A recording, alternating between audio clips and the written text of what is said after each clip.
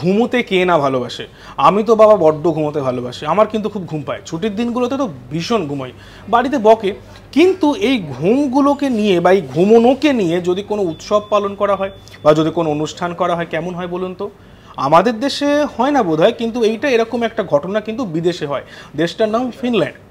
27 জুলাই এই দিনটিতে national sleepy head day, মানে ওই দেশের ন্যাশনাল স্লিপি হেড ডে হিসেবে পালন করা হয়। এমন মজাদার উপায়ে জিনিসটা সেলিব্রেট করা হয় যেখানে কিনা আপনি একটা পরিবারে যে সব থেকে শেষে ঘুম থেকে উঠছে তাকে পুকুরের ধারে নিয়ে যাওয়া হয় অথবা তার গায়ে জল ঢেলে দেওয়া হয়। মানে আপনি ঘুমিয়ে আছেন, আপনাকে আপনার মা বারবার ডাকছে, বাবা বারবার ডাকছে, বা ভাই বারবার ডাকছে, উঠছেন না, আপনার গায়ে সে জল ঢেলে দিল বা আপনাকে তুলে নিয়ে গিয়ে পুকুরে চুবিয়ে দিল। তো এই ধরনের একটা মজাদার ইনসিডেন্ট, একটা সেলিব্রেশন হয়, এবং সেই দেশটা সেটা হচ্ছে ফিনল্যান্ড। ফিনল্যান্ডে 27 July national sleepy head day পালন করা হয়। ভালো লাগলো তো তথ্যটা?